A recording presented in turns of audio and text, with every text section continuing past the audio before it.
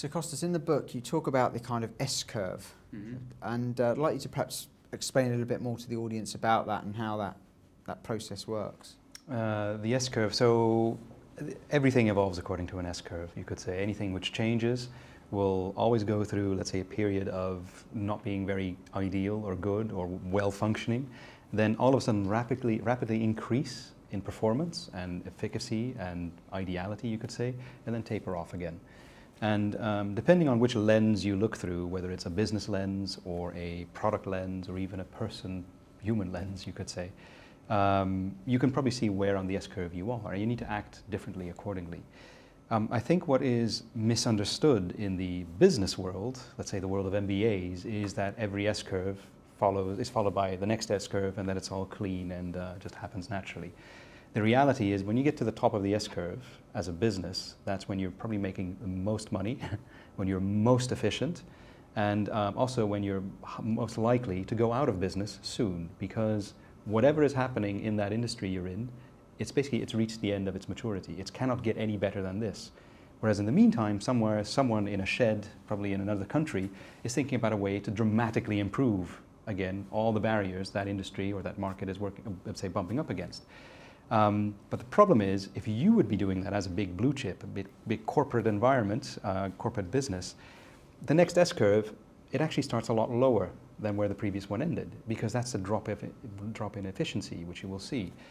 And that new technology or that new system or that new product benefit, whatever it is, does have the potential to grow much further, but at the start it will be less efficient, which is, you could say, the big barrier for businesses to actually introduce the next big game changer. Now there is a solution there, which is just simply not develop it yourself. Of course, you've probably heard of things like skunkworks, or where little teams are set to work separate from the operational environment to work on the next big innovation. Well, that's exactly for that reason, because you don't want within the operational ecosphere for people to work on truly dramatic, game-changing ideas, because they would never cut it if you put sort of normal KPIs against them. And you could say a solution there is, in one way it is creating a new team. A much easier solution is to just forget about trying to make it at all. And what you do is you buy the next big game changer.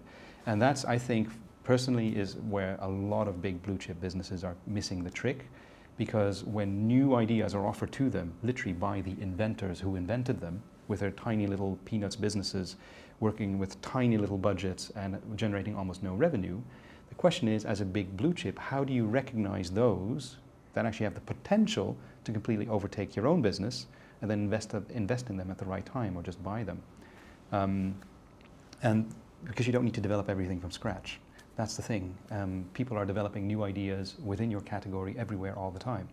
All you have to do is track them down and buy them in time. Make or buy. That's kind of the decision when it comes to game changing.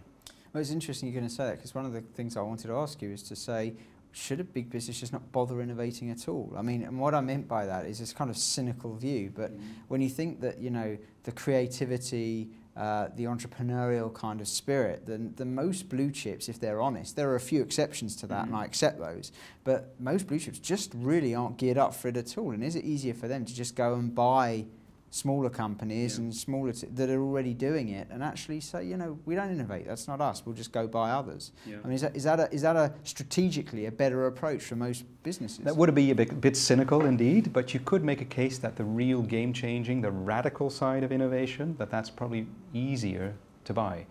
The problem, even blue chips are what do they buy in practice? They buy two things. They buy raw source ingredients or raw materials, or they buy other businesses. That's the two things they buy. What they don't buy are ideas. So, because they're just not set up to it. If you have a fantastic idea for, let's say, a new cleaning product, walk up to one of the big blue chip cleaning product companies and try to sell that idea to them. They won't even know how to. They won't have a person sitting in an office buying ideas. What they buy are startup businesses maybe, and that's indeed where a little bit of the answer is when you're looking at those more radical ideas. Buy them when they're just maturing as a business, because then you have something which you can easily bring into your own operational environment. That said, that's only for the really radical stuff, you could say. There is so much between radical and doing nothing. There is all the incremental innovation, which you need to do all the time. That's the little ticking machine of new news. There is stretch innovation, which you have the muscle for and the capability for to do successfully, if you allow yourself to, I would almost say, as a blue chip. So there's still plenty of innovation to do, but I agree to a degree with your point. The really radical stuff, navigate carefully. It's probably better to buy than to try and do yourself.